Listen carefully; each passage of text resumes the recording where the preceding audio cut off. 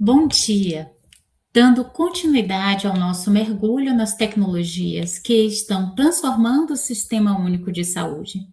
Hoje exploraremos como a saúde digital atua em cenários críticos e de alta complexidade, como ferramenta de resiliência através da metapresença, ou seja, a presença humana mediada por tecnologia, onde o digital aumenta ou estende o ambiente físico, permitindo estar junto virtualmente, proporcionando assim que o cuidado chegue onde é mais urgente, superando barreiras geográficas e temporais. Nesta aula, focaremos em duas vertentes virtuais da telesaúde: a telecardiologia, que permite o suporte especializado à distância, e a telemedicina em desastres, essencial para a gestão de crises, onde a infraestrutura física pode estar comprometida. Para isso, contamos com dois especialistas que unem a excelência acadêmica à experiência de campo: a doutora Simone Fará e o doutor Rogério Casimiro.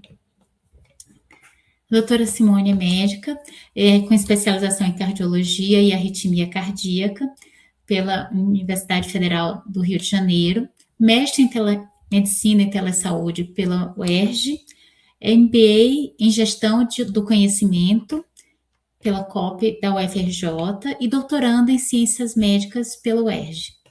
Capitã médica no Corpo de Bombeiros Militar do Estado do Rio de Janeiro e professora de telemedicina na FMP Unifase. Membro da diretoria da International Society for Telemedicine and Health e da Associação Brasileira de Telemedicina e Telesaúde. Possui mais de 15 anos de experiência na implementação de projetos de telesaúde. O Dr. Rogério eu apresentarei mais adiante. Seja bem-vinda, Simone. Estamos muito felizes com a sua presença na nossa disciplina. Muito obrigada, professora Velma, pela apresentação, pelo convite. É uma honra, uma satisfação enorme estar aqui com vocês. Parabéns pela iniciativa, por esse projeto, pela disciplina. Algo tão importante, tão relevante, ainda mais nos dias de hoje, no contexto pós-pandemia no mundo, em que a telesaúde e a saúde digital se faz algo fundamental hoje, quando a gente fala em acesso, em assistência em saúde, e compartilhar um pouco dessa experiência aqui com vocês é uma alegria enorme. Então, agradeço a todos os alunos, todo o corpo docente, a você, a Helena e aos outros professores também. Muito obrigada.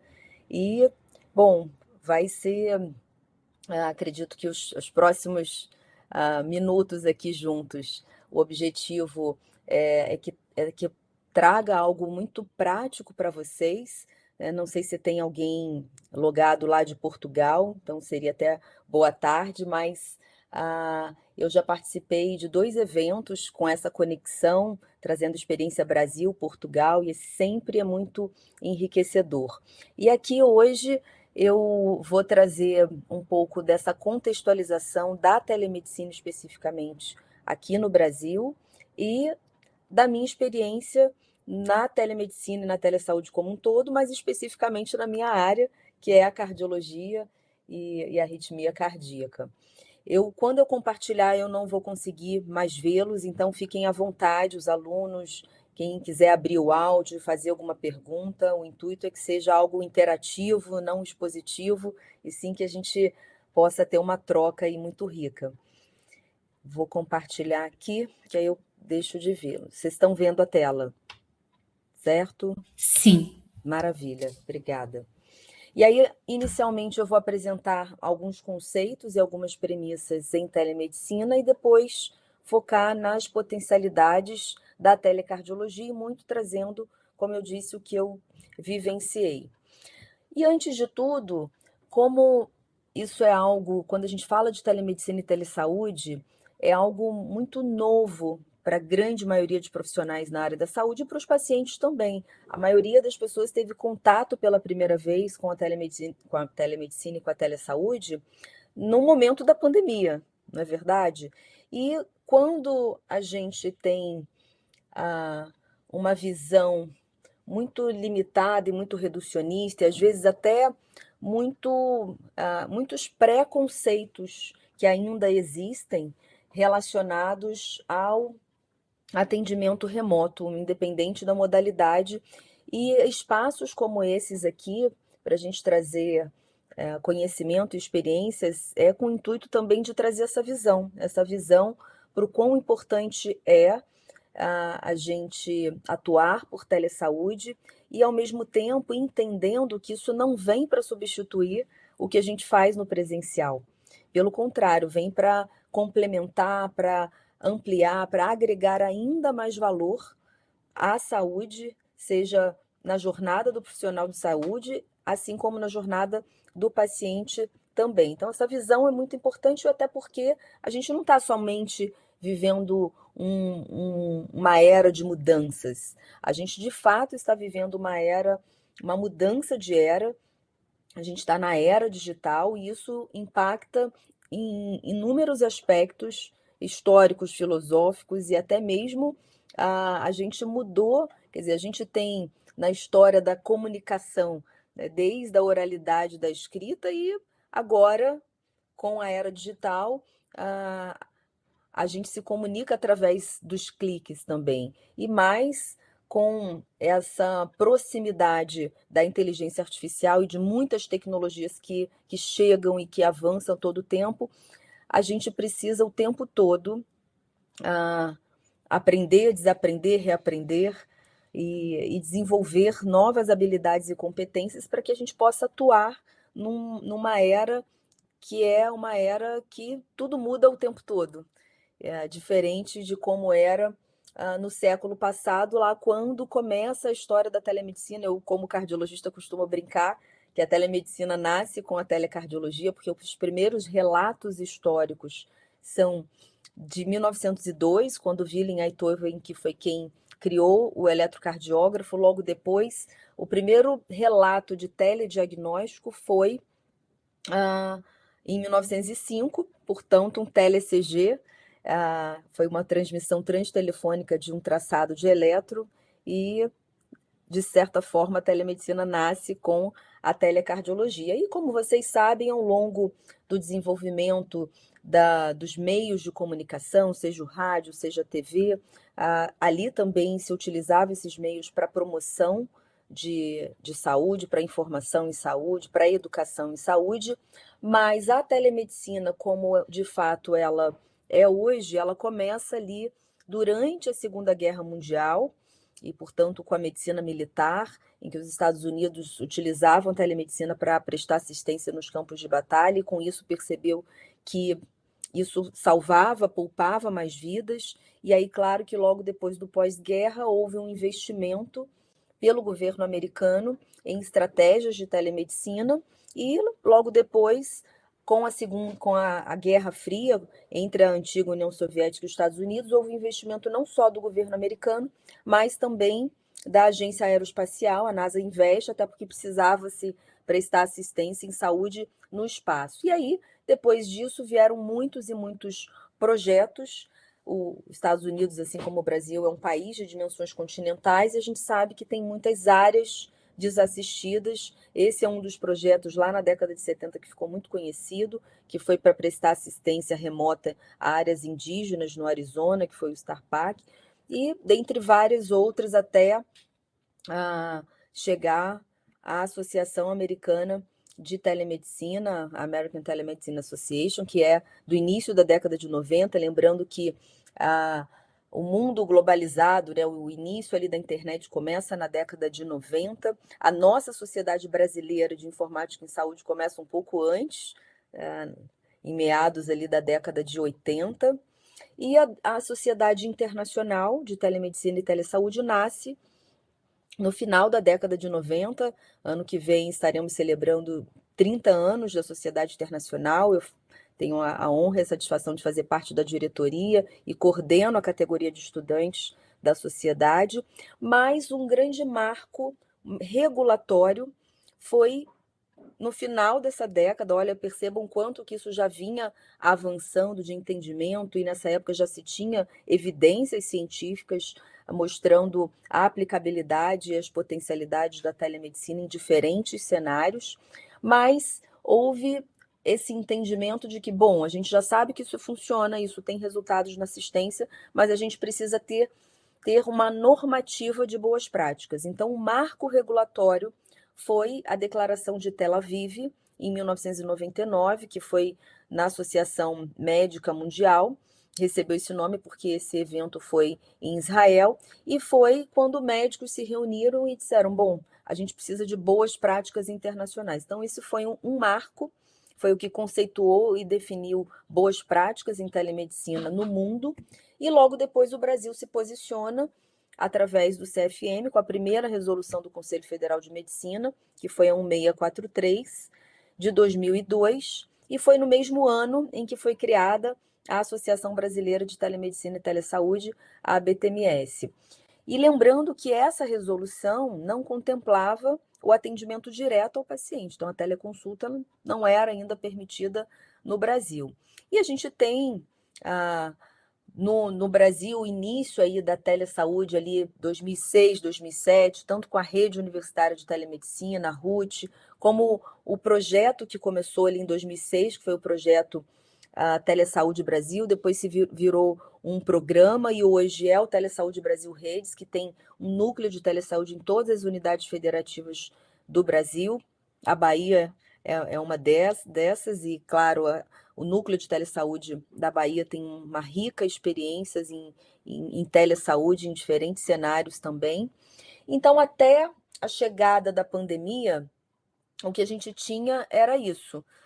Lembrando que em 2018, o Brasil temos declarado uma lei, que foi a Lei Geral de Proteção de Dados, que é do de 2018, mas só entrou em vigência anos depois, que foi espelhada na Lei Geral de Proteção de Dados europeia, e aí já se tinha um entendimento do quão importante era ter boas práticas também e ter critérios quando a gente transita dados através do digital. Mas foi somente com a pandemia, a gente costuma dizer que a gente avançou 20 anos em dois, porque a nossa resolução era de 2002, e isso só foi atualizado em 2022, mas no período da pandemia, como vocês sabem, a gente precisou enfrentar uma crise emergencial no Brasil, o mundo todo estava passando por isso, e aí o Ministério da Saúde, o governo federal, lança uma lei em caráter excepcional para o enfrentamento da pandemia, que foi a Lei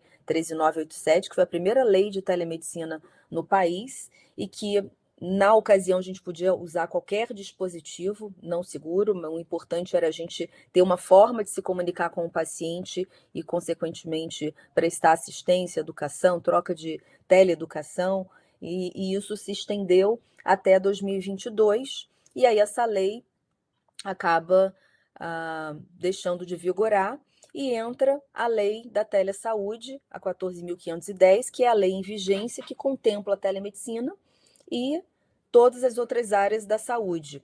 Isso é um marco para a gente, isso é um avanço. Então, hoje temos a lei da telesaúde, o CFM atualizou a resolução, a 2314 é a resolução em vigência, que contempla a teleconsulta, atendimento direto nível Brasil. E claro que se a gente está falando de prestar assistência pelo meio digital, a gente precisa estar em conformidade também com a Lei Geral de Proteção de Dados. Então, hoje, para a gente atuar por telesaúde no Brasil, a gente precisa entender e saber quais são os pré-requisitos obrigatórios para essa prática exigidos tanto na Lei da Telesaúde quanto na Lei Geral de Proteção de Dados.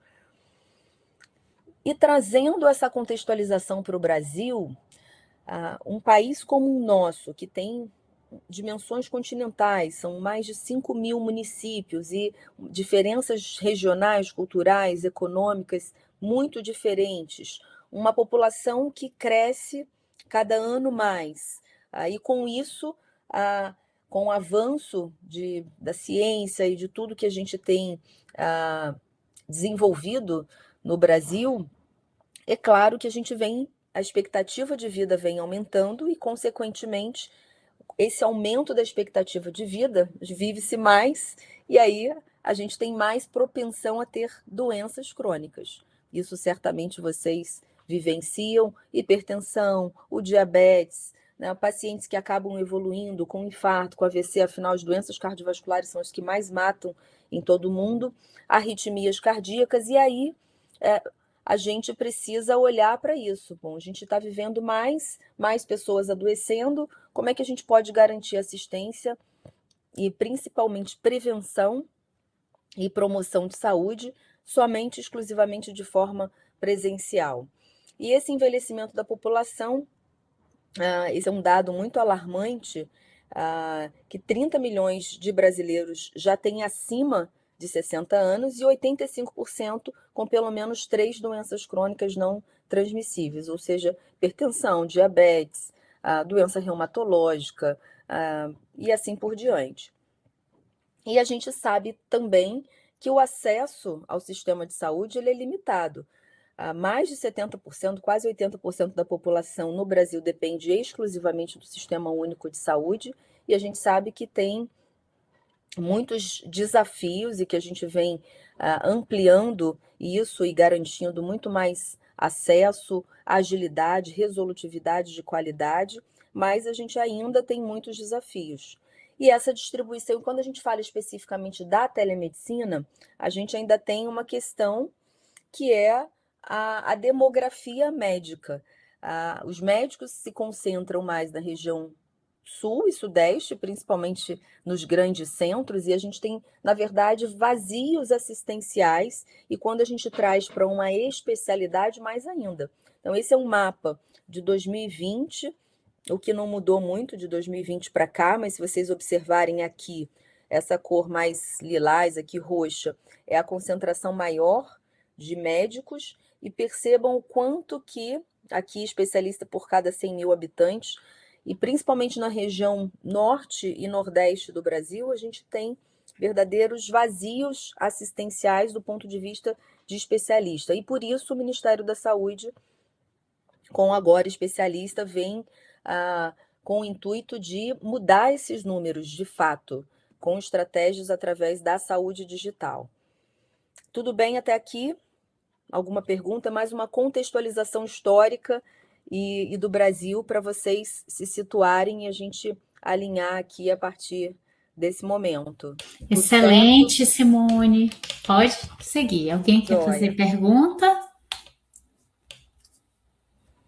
Fiquem à vontade. E aí, bom, quando a gente entende de uma forma bem rápida essa contextualização, importante que a gente entenda os conceitos. E quando a gente fala de telemedicina, de telesaúde, a gente está falando da mesma forma que a gente oferta saúde no presencial, isso também se aplica à distância. Então, a telemedicina, o grande intuito é promoção e prevenção, promoção de saúde e prevenção de doença, ou seja, atuando lá na ponta, na atenção primária, conectando a atenção primária com a atenção especializada, para que a gente, atuando nessa conexão, a gente evite que o paciente evolua com uma complicação e vá para a atenção terciária. A gente sabe o quanto que se impacta para a qualidade de vida, para o risco de vida, né, para a redução para o impacto em prognóstico, para o aumento de mortalidade, e isso impacta em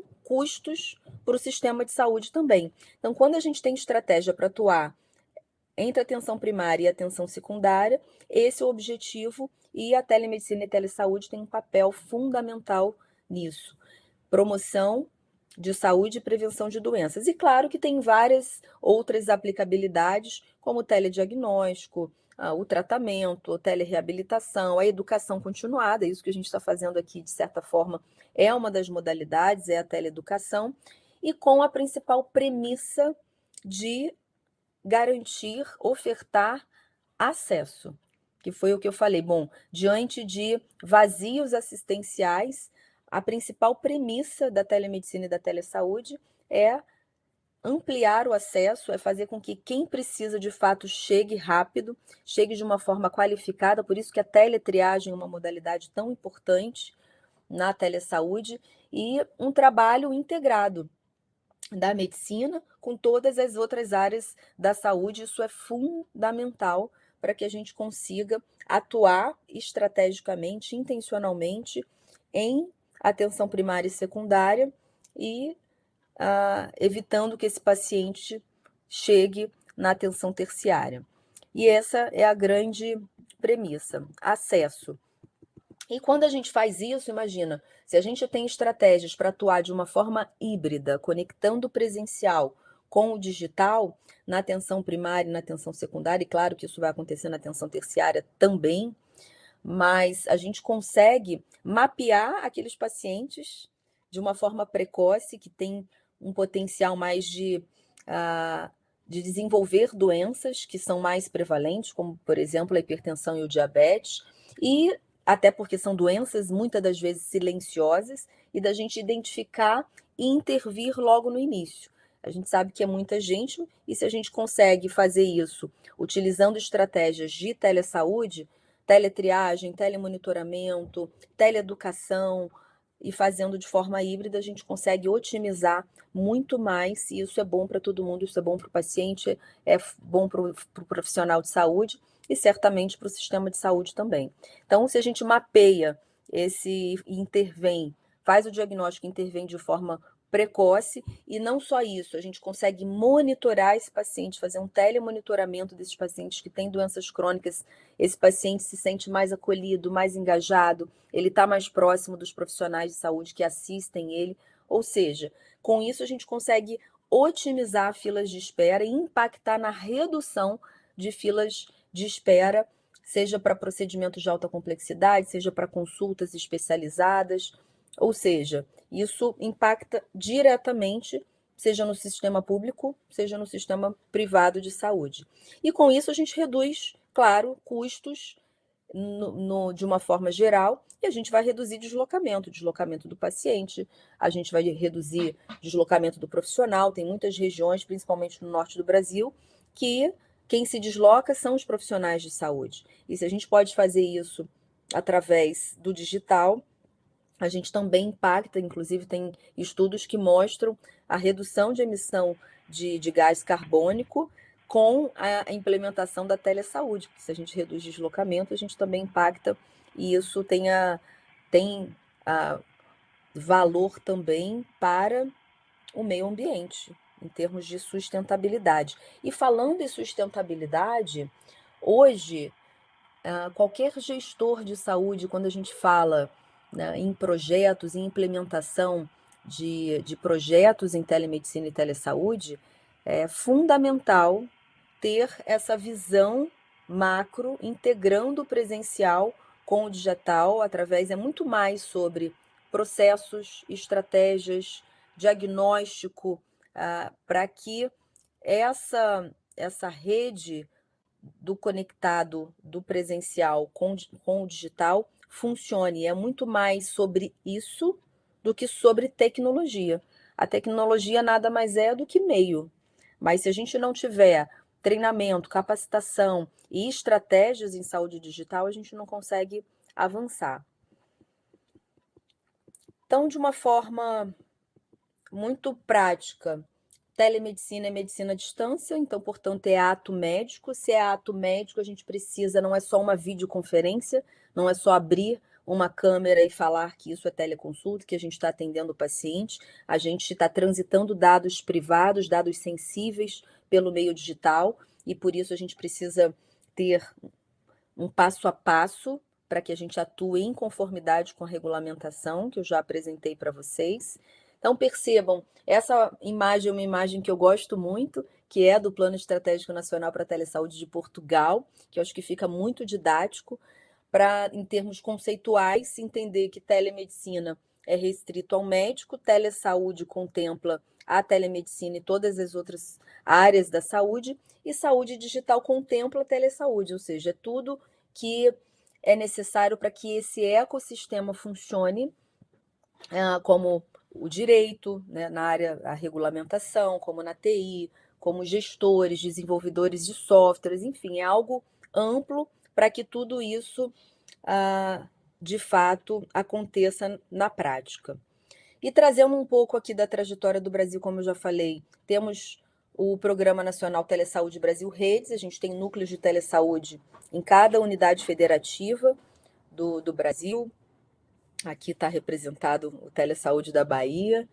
Temos uma rede universitária de telemedicina e temos um mestrado que é ainda é o único mestrado em telesaúde e saúde digital do Brasil. Eu tive a honra de me tornar a primeira médica a ter o título de mestre em telemedicina, e foi lá que eu tive a alegria de conhecer a Helena Salomão, fomos da mesma turma, e, e é um mestrado que é daqui da Universidade do Estado do Rio de Janeiro, mas é um mestrado multiprofissional e 100% remoto. E aí uma excelente oportunidade também de ter uma ambiência de troca, e é um mestrado stricto sensu e um mestrado profissional, em que o pós-graduando se torna especialista na área também. Temos uma Sociedade Brasileira de Informática em Saúde, a Associação Brasileira de Telemedicina e Telesaúde, e trazendo um pouco aqui das modalidades da telemedicina, que também são modalidades da telesaúde. Essas são as modalidades descritas na resolução. Então, desde o atendimento direto através da teleconsulta, a teleinterconsulta, que é a troca de informação entre profissionais da mesma área, portanto, uniprofissional, na atenção primária com atenção secundária, ou na terapia intensiva no hospital com um médico especialista, ou seja, profissionais da mesma área, aqui a gente está falando de telemedicina, então médico numa ponta, médico especialista na outra ponta. Se for teleenfermagem, um enfermeiro numa ponta e um enfermeiro especialista numa outra ponta. E assim por diante. O telediagnóstico é o diagnóstico à distância. A telecirurgia, a gente tem uma resolução específica do CFM para isso, mas é algo que ainda não é algo que a gente esteja vivenciando em volume, mas é algo que já vem acontecendo no mundo. Telemonitoramento ou televigilância é fundamental em pacientes com doenças crônicas. A gente utilizou muito o telemonitoramento no período da pandemia, em monitorar os pacientes que estavam com sintomas ou que tinham um teste positivo, e se tem uma aplicação, e a gente tem muita evidência sobre o telemonitoramento na cardiologia e em diversas áreas, e o quanto que isso impacta em desfecho, em redução de morte. A gente já tem trabalhos demonstrando o impacto do telemonitoramento em reduzir morte, em reduzir internação hospitalar, reinternação hospitalar, a deshospitalização precoce, impacto em deshospitalizar precocemente um paciente, enfim, é uma modalidade importantíssima. E a teletriagem também, muito aplicada no SUS, mas no sistema privado também, vocês todos sabem, temos uma fila enorme. Isso não é uma dor somente do Brasil em relação à fila de espera para consulta com especialista, para cirurgia, para procedimentos de alta complexidade. Isso é um desafio no mundo todo, inclusive dos países de primeiro mundo. E quando a gente tem estratégias em saúde digital, aplicando diferentes modalidades, né, tendo uma arquitetura e entendendo quais são os principais problemas ali, e vendo de que maneira, identificando de que maneira estratégias em telesaúde podem minimizar, isso é fundamental. E a teletriagem se aplica muito bem. E a teleconsultoria, ela é multiprofissional, por definição seria isso. É como um grande round, como a gente faz, quem trabalha em hospital sabe, que a gente tem ali diferentes profissionais e até mesmo gestores juntos fazendo uma teleconsultoria em prol da assistência, da melhor assistência do paciente. Então, tem um médico, tem um enfermeiro, tem um assistente social, tem o dentista. Então, teleconsultoria é multiprofissional e teleinterconsulta é uniprofissional. Então, a gente passamos de um momento de disruptura, né, do atendimento presencial e do exame físico no presencial, e passando por essa transição para o atendimento remoto. Então, a teleconsulta é de 2020 para cá, no Brasil, é algo ainda muito recente, mas o padrão ouro ainda é a consulta presencial. E, claro, como eu falei, se isso é ato médico, se isso é regulamentado, o médico precisa saber quais são os o passo a passo a ser seguido para que ele atue de uma forma ética, responsável, através do digital, garantindo uma segurança para ele e para o paciente também. E como falamos lá no início, a tecnologia, ela aproxima, e se a gente entende que a tecnologia é a ferramenta, é o meio, é o que nos permite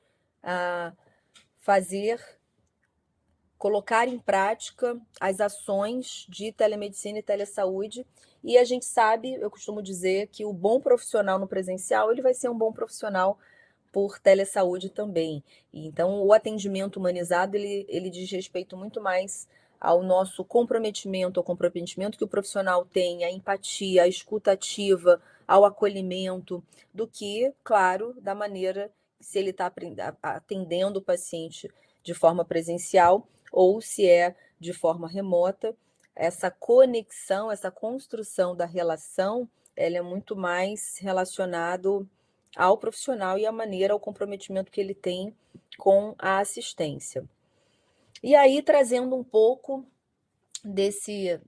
da telemedicina e agora, né, da telecardiologia, foi através da telecardiologia que eu comecei a entender o que de fato era a telemedicina, e foi de uma forma muito intuitiva, porque quando eu fiz concurso para seguir carreira militar em 2008, eu fui trabalhar numa unidade de pronto atendimento no Rio, e com uma demanda muito grande, e logo a coordenação na época era toda militar, e logo observou-se que era fundamental ter o especialista para direcionar o volume, todos os pacientes que chegavam. Imagina, prevalência de dor torácica numa sala de emergência muito grande, pacientes cardiológicos, e o que fazer com esses pacientes? É claro que não tinha como ter um cardiologista todos os dias em todas as unidades de emergência do estado do Rio de Janeiro.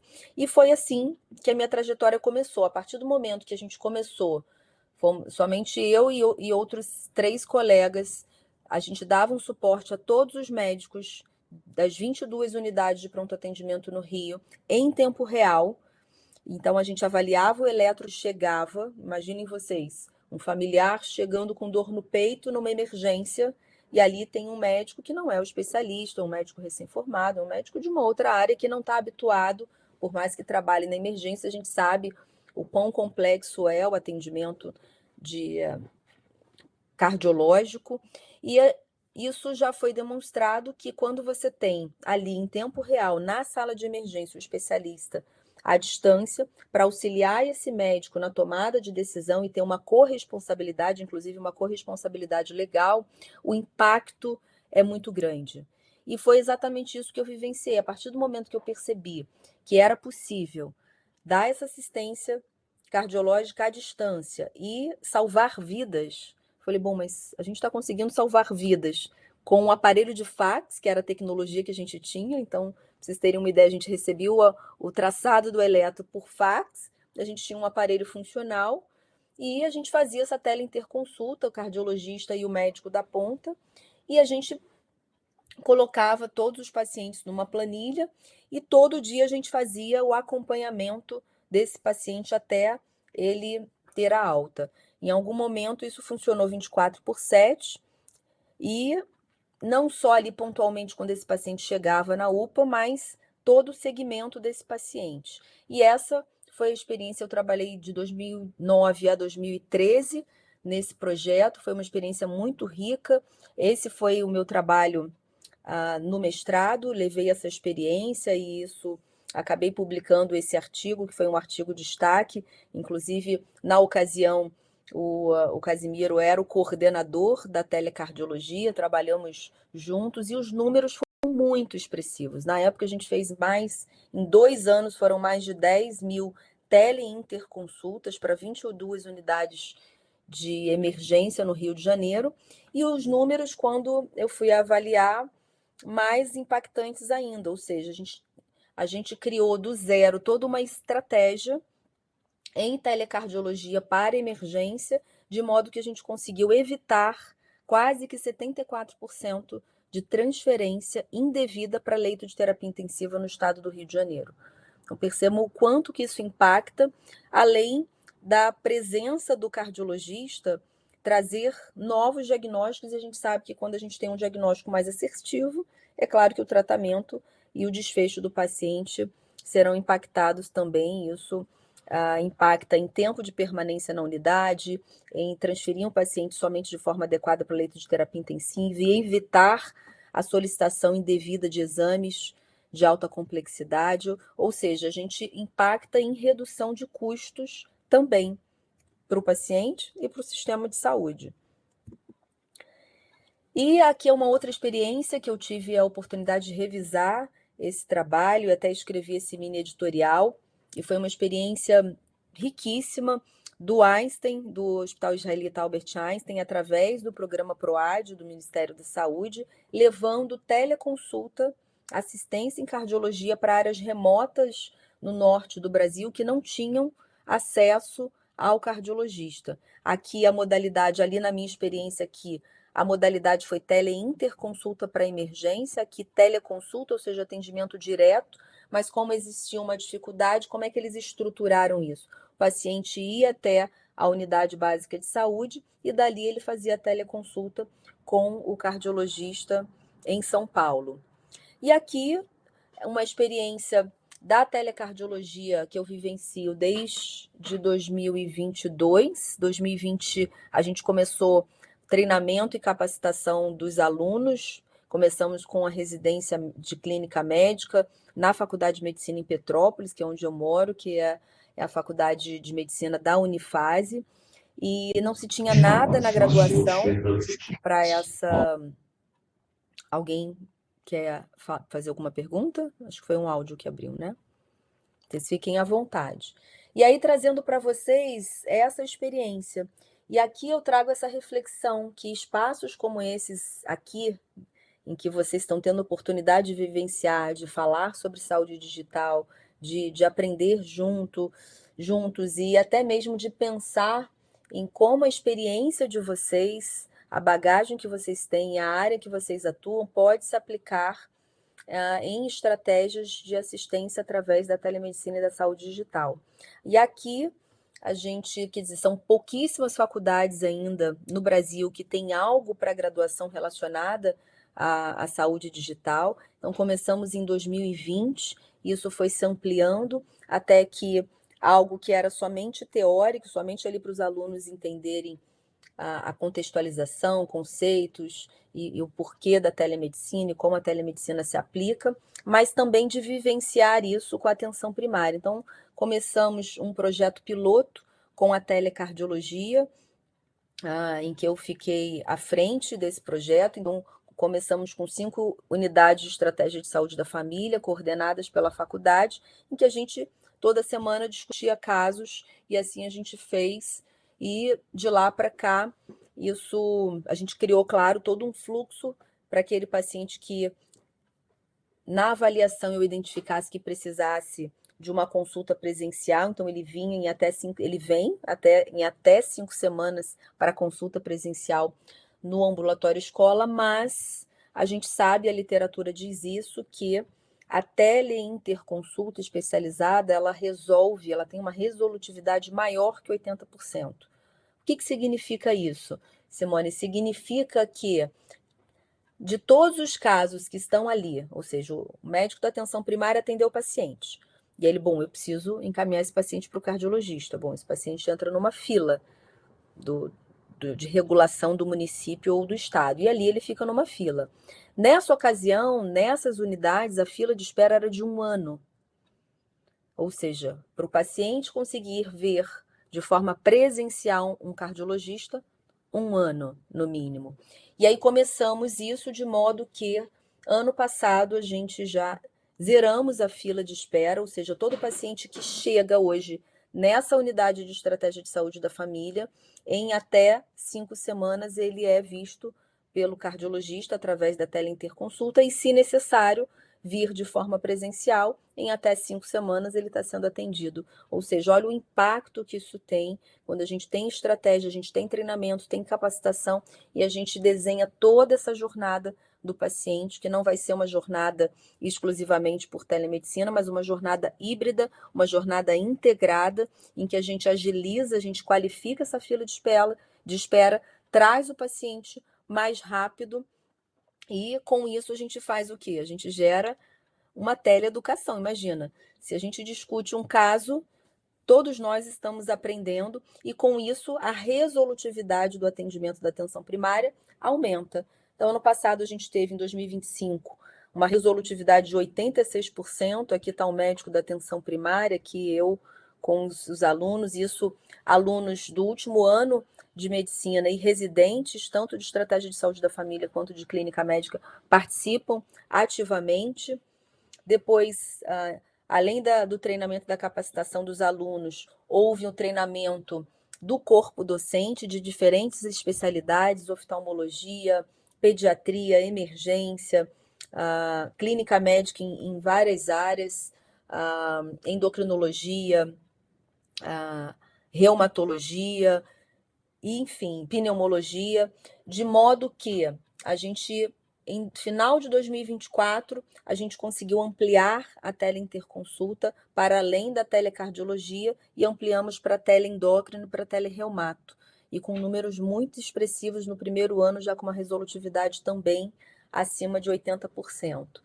Então, fica muito claro a gente entender que hoje é impossível a gente dissociar e a gente achar que vai conseguir resolver problemas que são desafios em saúde somente de forma presencial. A gente precisa, sim, ter estratégias de telemedicina, telesaúde e saúde digital para que a gente consiga otimizar tudo isso. E trazendo aqui de uma forma prática para o que eu vivencio também, certamente vocês têm pai ou avô, pessoas idosas na família. A gente sabe que a prevalência de fibrilação atrial ela aumenta com a idade, e hoje esses devices, esses wearables, para detecção precoce de fibrilação atrial, isso é um divisor para tomada de decisão. É claro que isso ainda não é tão acessível, ainda por conta do custo, mas a gente tem várias maneiras de fazer telemonitoramento desse paciente, de ofertar isso em termos de estratégia de saúde, na saúde especializada, em determinados perfis de paciente, para que a gente consiga diagnosticar, e a gente sabe que quando a gente diagnostica a fibrilação atrial, isso muda, porque muitos pacientes que têm AVC, acidente vascular cerebral, isso é consequência de fibrilação atrial, de evento cardioembólico, então fundamental, e muitas das vezes esses pacientes são assintomáticos, eles não têm sintoma, e isso acaba, às vezes, o primeiro sintoma é o evento, é o AVC. Então, quando a gente consegue monitorar, e a gente já tem evidência científica sobre a acurácia desses wearables, principalmente dos smartwatches, na detecção, são acurados na detecção de fibrilação atrial. E aqui eu estou falando de fibrilação atrial, mas imagina no acompanhamento de pacientes com hipertensão, no monitoramento de pacientes diabéticos, diabetes tipo 1, diabetes tipo 2, enfim, em várias doenças crônicas também. E a gente tem muita evidência científica de monitoramento de pacientes com insuficiência cardíaca pós internação por síndrome coronariana aguda, pacientes hipertensos, pacientes muitos acamados, que às vezes têm dificuldade de deslocamento. A gente tem muita meta-análise, muita revisão sistemática, ou seja, publicações e evidências de peso para a utilização tanto dos dispositivos móveis quanto de aplicação de inúmeras modalidades da telemedicina e da telesaúde. E encerro essa apresentação agradecendo imensamente pela oportunidade e também trazendo um convite para todos vocês. Como eu falei lá no início, eu faço parte da diretoria da Sociedade Internacional e coordeno a categoria de estudantes e alunos da graduação e mestrado até 35 anos, assim como enfermeiros, se afiliam de forma gratuita. Então é muito simples, vem aqui, se aplica, vai somente precisar comprovar que é aluno, a idade, e enfermeiros comprovarem que são enfermeiros, e passam a fazer parte desse ecossistema de muitos grupos de trabalho, de eventos, de webinários, ou seja, um ambiente muito rico para aprimorar conhecimento, trocar experiências. Então, todos vocês estão convidados. Todo ano a gente faz o evento. Agora eu vou abrir o edital de 2026 para chamada de publicação, para submissão de experiências em saúde digital, não só em telemedicina e telesaúde, mas de todas as áreas, alunos da graduação e pós-graduação nível mestrado aplicam. Isso começamos nesse formato em 2021 e trabalhos incríveis, com muitas experiências, o Brasil sempre marcando presença e trazendo muitas experiências riquíssimas. Eu aprendo muito todo ano.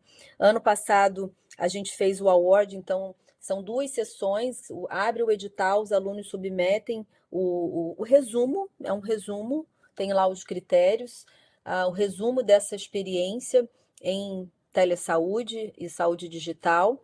Isso passa por uma avaliação dos jurados, de um júri lá do board, e os trabalhos que são selecionados, os alunos vão apresentar esses trabalhos, então são 2 sessões de apresentação dessas experiências, e o primeiro, segundo e terceiro lugar, que ganha a certificação, né, da medalha de ouro, prata e bronze, e ganha um valor, um incentivo em dinheiro, né, um prêmio um valor em dinheiro para incentivá-los a estarem, né, em congressos, em eventos nessa área. Então, ano passado foi a celebração dos 30 anos da Sociedade Finlandesa de Telemedicina e Telesaúde. Então, o award eu transmiti de lá, junto aqui à presidente da Sociedade Internacional de Telemedicina e Telesaúde, a presidente da Sociedade Finlandesa de Telemedicina e Telesaúde, a vice-presidente, a Pirco, Michelle Grift,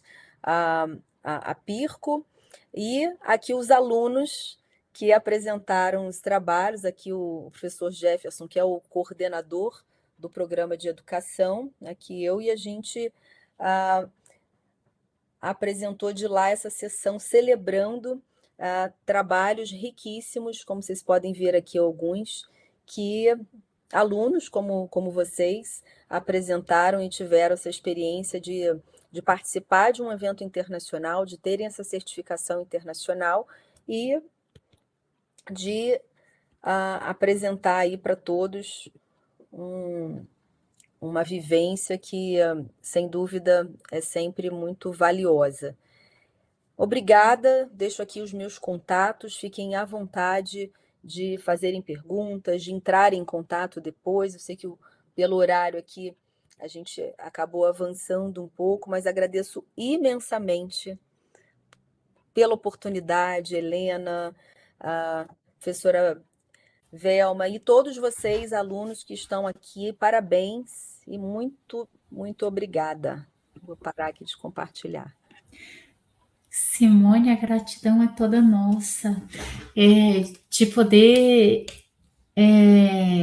conhecer essa sua trajetória, essa sua experiência belíssima, né, essa bagagem. Então, assim, eu agradeço imensamente a sua presença aqui na nossa disciplina, a sua enorme contribuição. Então, Rogério, você acha que dá para a gente fazer daqui ou você quer migrar para o Meet? Oi, professora Velma. Eu estava aqui ouvindo, eu acho que agora foi, né? A Helena me deu uma dica aqui de trocar de navegador. Eu saí do Chrome, fui para o Safari, voltei para o Chrome, agora eu acho que estabilizou a conexão. Acho que conseguimos sim. Ah, então ótimo. Melhor ainda. Eu fico feliz que tenha dado certo, né? E assim, pela sua presença aqui também. Tentamos esperar para começar todos juntos, porque eu sei que a história de vocês se complementam aí, né? Nessa bagagem. Então eu gostaria muito de ter começado com os dois juntos, mas mesmo assim, fico feliz da gente estar começando agora. Tá ótimo, perfeito. Obrigado pelo convite. Eu vou fazer a sua apresentação.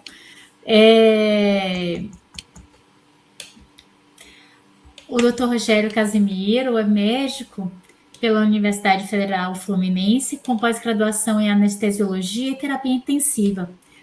É mestre em saúde pública pela Fundação Oswaldo Cruz, com vasta experiência no Corpo de Bombeiros Militar do Estado do Rio de Janeiro, com foco em ensino e capacitação.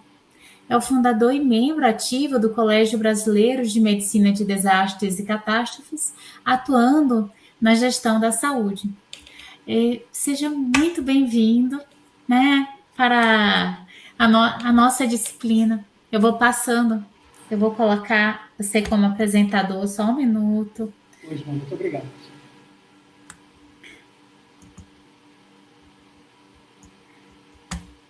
Aqui eu tô como se você tivesse offline. Você tá com outro nome? Não, tá, Rogério Casimiro, meu nome. Perdão. Eu estava olhando no lugar errado. Deixa eu vir aqui. Achei. Estava olhando no chat. Ah, tá certo. Pronto, já te coloquei como apresentador. Seja bem-vindo. Passando a palavra para você. Muito obrigado, professora. Deixa eu só fazer uma curva de aprendizado rápido aqui para ver como é que eu compartilho a minha tela aqui. É muito semelhante ao Meet. Ao Meet, né? Ah, sim, sim. É. Já vi.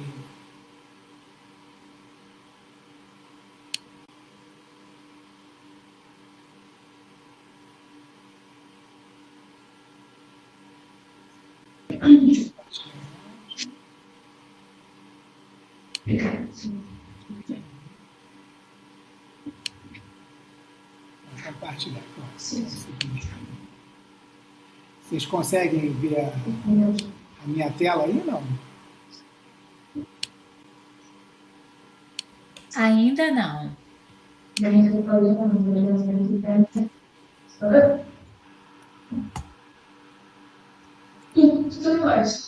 dar uma olhadinha aqui.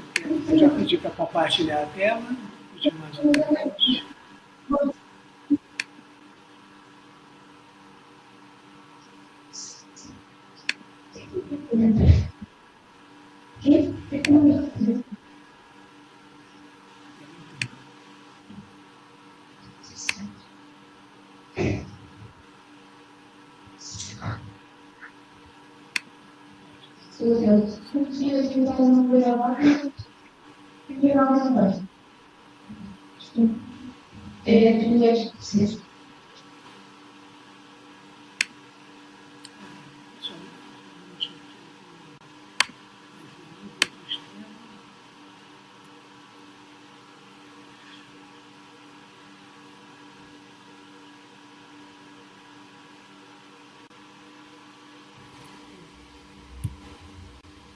Mexer com... Se você quiser me mandar, Casimiro, a apresentação, de repente, eu posso compartilhar daqui. Se para você for melhor. Não, o problema aqui está entre o computador e a cadeira, no caso porque eu estou com o MacBook, né? Então ele está me pedindo algumas concessões que eu já dei todas, né?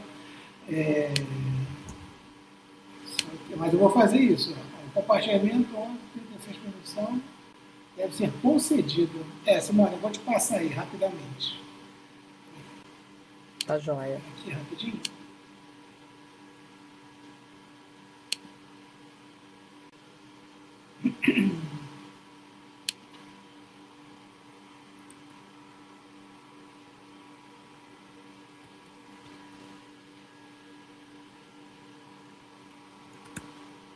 Você está no Cifaracard, o Gmail, é isso, Simone? Pode ser? Uhum. Simone, posso passar para o seu e-mail? Pode sim, por É o favor. Cifaracard? Isso, cifará.cardio@gmail.com. Já te coloquei como apresentadora, Simone. Obrigada.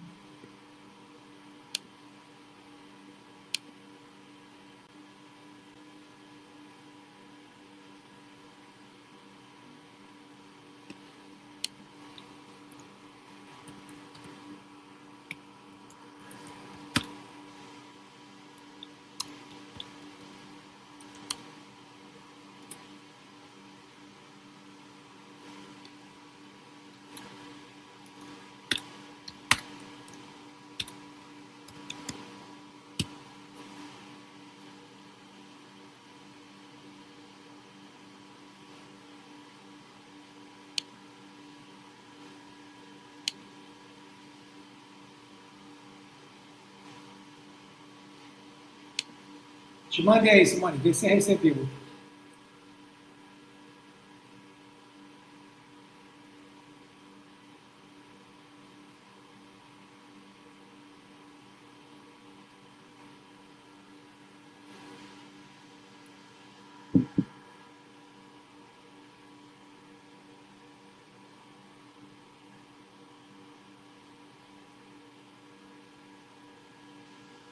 Pronto, está carregando aqui. Agora deixa eu compartilhar.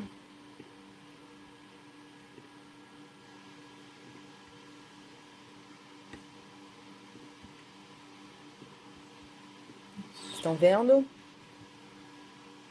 Sim. Maravilha.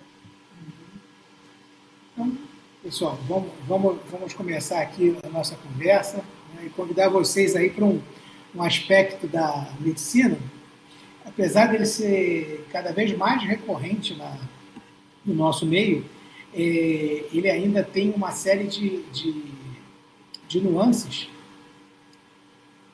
uma série de nuances que a gente não consegue ainda descrever como um protocolo, né? Até, isso é uma grande discussão na medicina de desastre, porque muitas das vezes as pessoas tendem a entender o comportamento de um cenário de catástrofe semelhante a uma situação assim. Mas qual é o protocolo que eu vou seguir? Né? Na verdade, ele não existe porque cada caso é um caso. Né?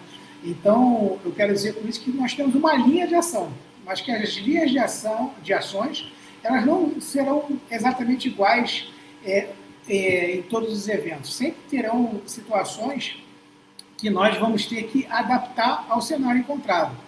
O que eu falo, a gente tem o norte e o sul. Eu quero ir para o norte. Quer dizer, se eu for para o sul, tem uma coisa errada. O caminho é o norte. Né? E esse norte ele pode ser alcançado por diversas variáveis. Né? Então vamos lá, pode ir passando para mim, Simone, por favor. Eu procurei fazer uma apanhada da medicina de desastre, passado, presente e futuro, porque nós vamos caminhar justamente para esse modelo atual que a Simone já apresentou, né, da interação à distância, né, de como um especialista, como pessoas com expertise e formação poderão, à distância, alcançar a ponta e, principalmente, numa situação de desastre que o acesso, muitas vezes, está ilimitado. Né? Então, Simone, pode passar, por favor, próximo. Aqui é basicamente uma revisão histórica, né? A medicina de catástrofe inicia assim, seus primórdios lá na França, nas guerras napoleônicas, com Larrey, e que ali ele identifica que ele precisava de soldado, que o soldado precisava voltar para o campo de batalha o mais breve possível. Então, a ideia desse médico de combate francês era reunir os feridos e aqui começam os bolsos de uma triagem. Né? Ele começa a triar os soldados, ver aquele que tinha melhores condições de retorno e aqueles que estavam com lesões incompatíveis com a vida. Né? Então, toda essa medicina de desastre, isso hoje vem diminuindo, ela vem de uma origem militar. Né? Então, nós falamos muito desse cenário, mas ele hoje está muito bem disseminado em todos as frentes, não só a frente militar, mas a academia hoje cada vez mais estuda isso. O europeu ele tem uma escola própria, o americano ele trabalha a lógica do desastre de uma forma diferente, mas as pessoas vêm desenvolvendo esse pensamento sobre de como atender em situações adversas. Pode passar, Samuel, por favor. Aqui eu só faço uma homenagem a esse médico aí, que é o Luiz Maurício, que é uma pessoa que está viva, né? E foi ele que trouxe esse conceito para o Brasil, foi ele que criou essas ambulâncias, né, vermelhas, que hoje o SAMU vem paulatinamente assumindo essa missão do atendimento pró-hospitalar, mas com ele o Corpo de Bombeiros do Rio de Janeiro disseminou muito o atendimento pró-hospitalar e também o atendimento com múltiplas vítimas. Então, assim, o contexto histórico do Brasil se inicia nesse quartel do Corpo de Bombeiros. Pode passar, Simone. E aí, o que a gente entra? Assim, só para a gente falar um pouquinho, existem diversos conceitos, né? Um conceito da medicina de desastre é basicamente o que está nessa definição, que é um evento de forma súbita, num espaço de tempo, né, e com um número de vítimas que muitas das vezes ele não é nem quantificado, né? A grande maioria das vezes, quando você tem um evento, você tem perda de vítimas. Eu posso buscar exemplos como as Torres Gêmeas em 2001, porque muitas pessoas se tornaram vítimas, elas foram perdidas. Isso demorou um ano para identificar quem estava realmente envolvido naquele cenário, né? E aqui no Rio de Janeiro a gente teve um evento emblemático que foram os fogos de Copacabana. O que aconteceu? Até 2001, os fogos de Copacabana eles eram montados na areia, né? E os fogos eram disparados de lá. Teve um acidente no finalzinho da praia de Copacabana, ali no posto 6, que uma dessas áreas isoladas ela explodiu. E muita gente se acidentou ali naquele evento, e pessoas ali achando que está tudo bem, que foram para casa e morreram em casa, né? E o que aconteceu? Elas tiveram lesões, principalmente pulmonares, né? O deslocamento de ar, elas fizeram pneumotórax, que no início não era hipertensivo, e foi se tornando, essas pessoas faleceram por insuficiência respiratória. O que eu pontuo esses dois exemplos? Muitas das vezes, quando nós quantificamos esses doentes, existem perdas. E as perdas, às vezes, você vai descobrir um ano depois, né? Um tempo depois. Incêndios. A gente teve um evento aqui no Rio de Janeiro que um hospital foi evacuado 100%, saiu na mídia, o Hospital Vadinho, né? E levaram dias para encontrar alguns pacientes que foram evacuados para alguns hospitais que não sabe para onde foi, né?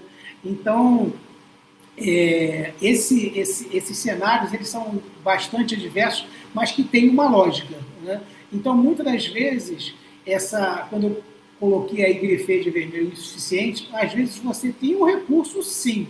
Claro que ele tem que ser desenhado, formatado para aquele caso, né? Mas muitas das vezes o recurso é mal utilizado.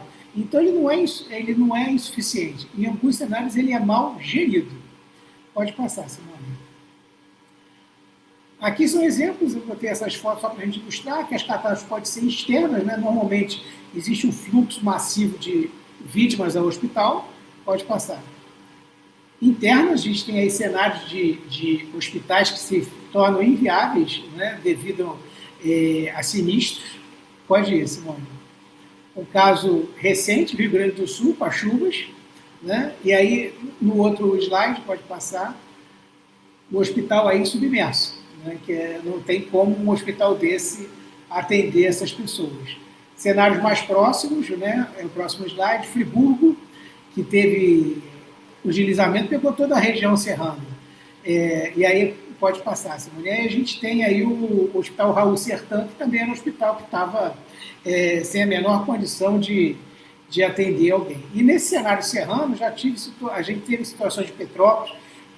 Recentemente, né, o tempo passa tão rápido, a Simone teve um passado recente em Petrópolis, que ela ficou ilhada no quartel de Petrópolis, né, e, na verdade, nós nos falamos por telefone para trocarmos possibilidades de resposta naquela região, né? Então, esboçamos ali uma telemedicina via telefone, né? Para a gente poder elaborar algumas respostas para o caso, né?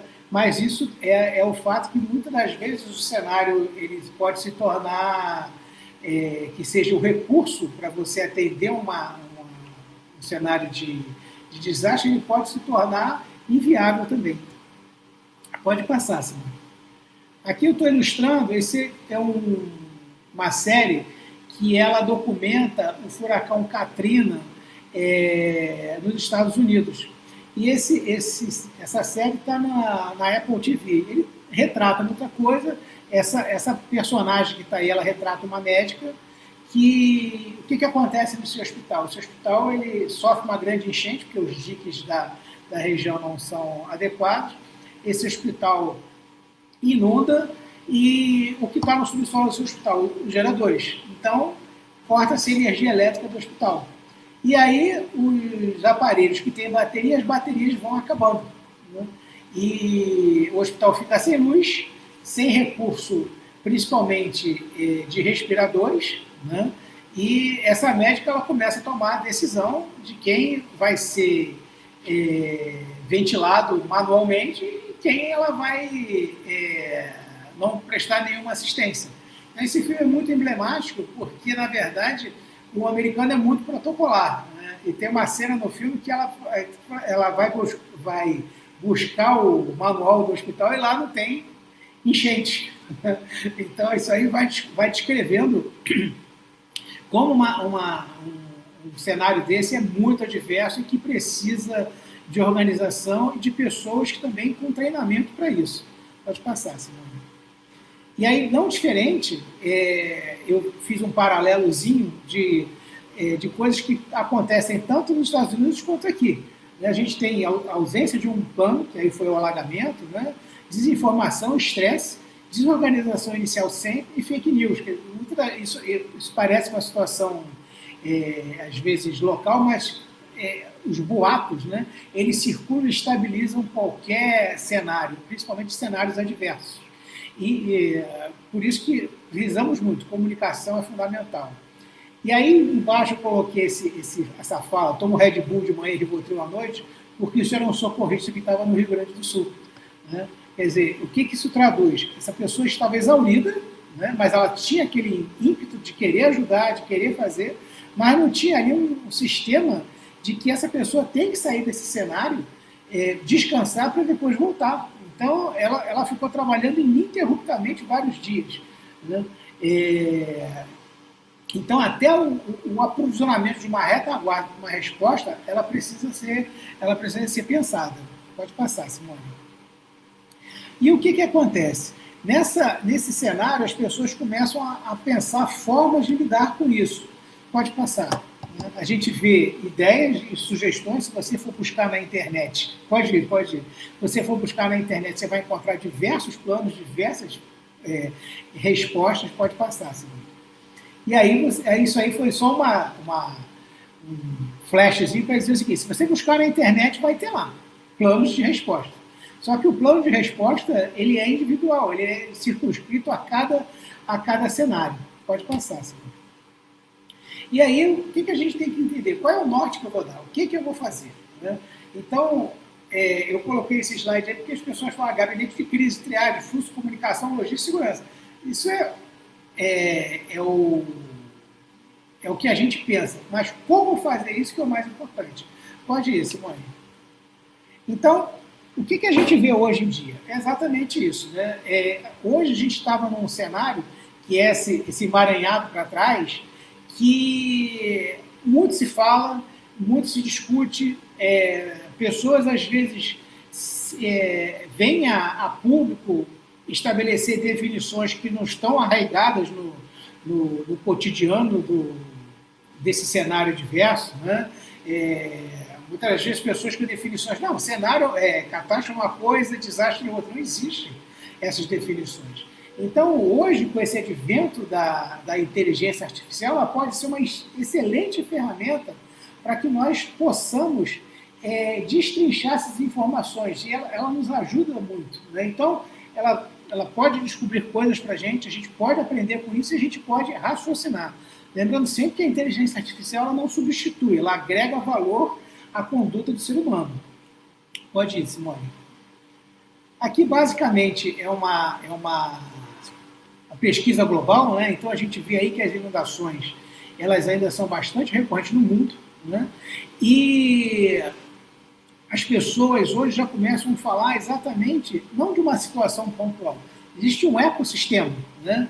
Então é a redução de riscos de desastre baseada em ecossistema. Onde está inserido? O que tem naquele cenário que vai ser promissor e o que pode ser criar instabilidade? Pode passar, Simone. Aqui, basicamente, eu tenho esse site que é o GEDAX. Ele monitora todos os eventos que acontecem no mundo. Ele é alimentado por diversos outros ambientes. O ambiente Brasil que alimenta esse GEDAX é o CEMADEM. O CEMADEM que fica, a base dele é em São Paulo, né? E ele gera informação para a gente, mas ele joga essas informações também para o GEDAX, que monitora o mundo inteiro. Né? E esse GEDAX ele é muito usado até para ajuda humanitária, quando você tem situações de tsunami, que ainda está no mar, mas que tem previsão de chegar nas encostas.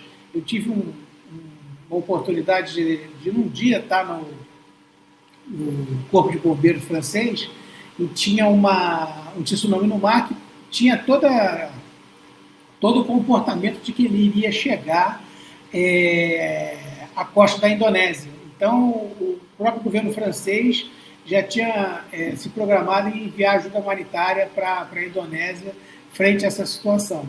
Né? Pode ir, Simone.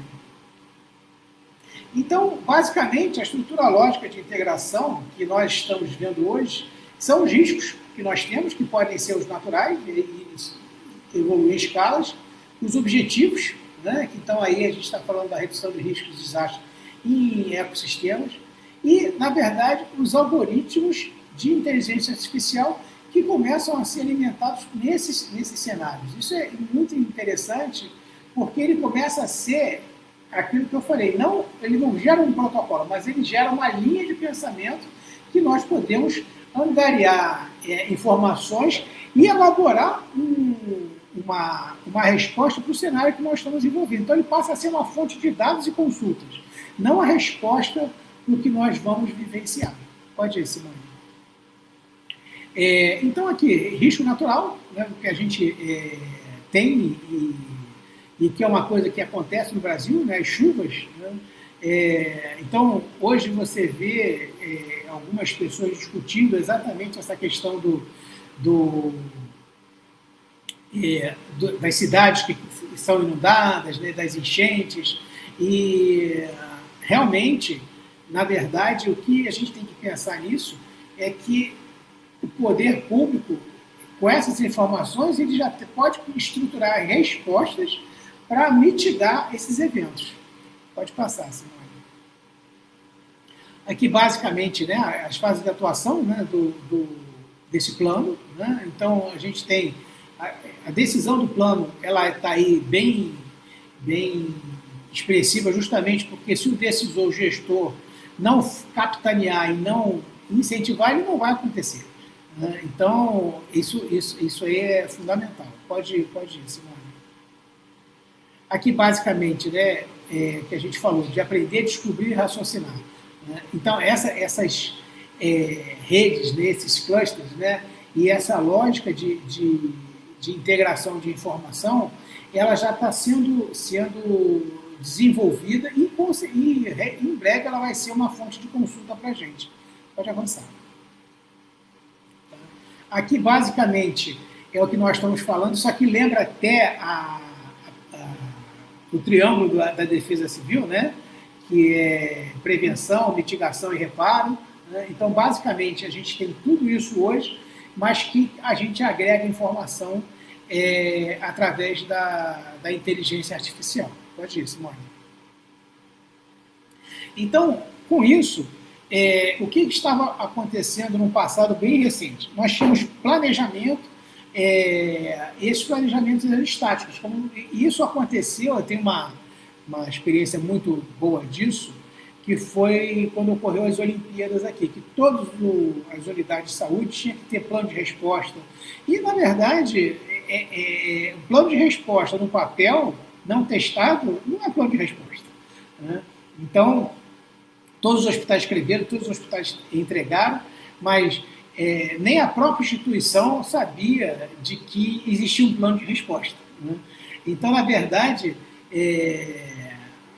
o que nós vemos hoje é que esses planos ele tem que sair dessa condição de estática, uma resiliência dinâmica. E isso aí é pessoa dependente, não é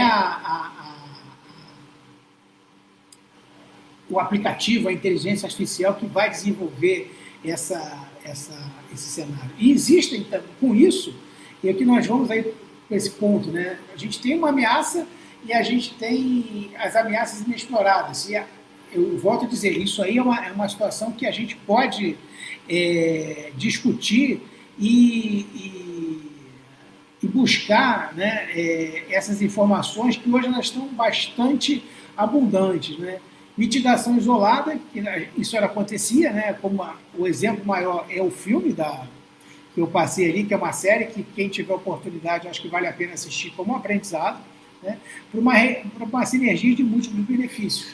O que eu quero dizer com isso? Se você não criar uma rede, que essa rede se fale, que essa rede ela interaja e que não precisa necessariamente você ter pessoas que fazem a gestão desse lugar em loco, mas que você pode usar os recursos desse conhecimento à distância, e aí as interações por qualquer meio de comunicação, quer seja web, quer seja via satélite, mas você consegue criar um bloco de resposta e um conjunto de pessoas que trabalhem em cima de uma situação adversa e de sinergia.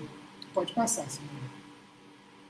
Então, o que nós estamos vendo desse cenário? Eu deixei, como essa aula está sendo gravada, vão ficar aí algumas dicas aí de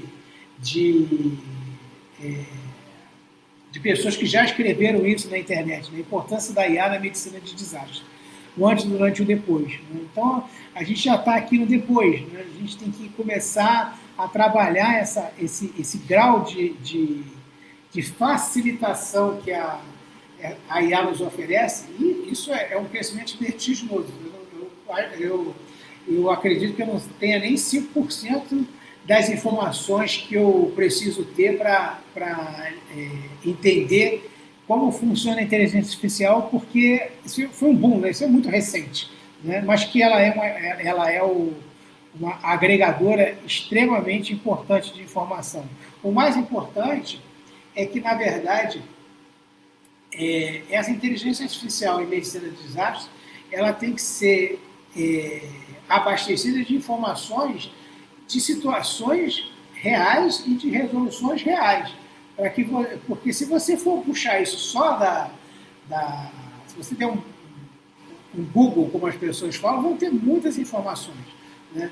Mas acredito eu, que se estabelecer um programa de trabalho, né, de nível nacional e internacional, de que essas informações se aglutinem, isso já há, mas ela precisa ser fomentada. No Brasil, nós temos ainda uma carência da necessidade de trabalhar segurança.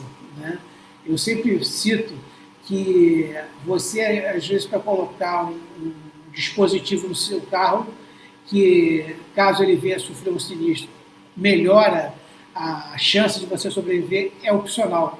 Isso, para mim, é inconcebível. Se você tem um dispositivo para um veículo que aumenta a segurança para você não se tornar uma vítima, ele é opcional, então tem alguma coisa errada aí. Né? Então, basicamente, por analogia, é mais ou menos isso que eu trago para esse cenário. Né? Pode passar, Simone. Então, o que acontece com isso? Antes do desastre, prevenção. Né? Análise de risco específica de uma comunidade, cidade e região. Formação, né? Então, criação de cenário de catástrofe para a simulação desse exercício, a produção de fichas, né, de reflexo desse cenário, e os debriefs, que é muito importante, né, porque, na verdade, ainda nessa toada da segurança, existem no Brasil a necessidade, por uma obrigação internacional, de você fazer exercícios em aeroportos. Né? Só que os exercícios nos aeroportos realizados no Brasil têm uma característica interessante. Nesse dia do exercício, está todo mundo lá, tá? Do presidente da empresa até o funcionário mais elementar, então vai tudo dar certo. Né? Porque você não simulou, você agregou todos os seus recursos para você organizar uma resposta. Né? E isso eu aprendi na França, que, na verdade, exercício simulado você não sabe quando vai acontecer. Você nem sabe que é um simulado. Né?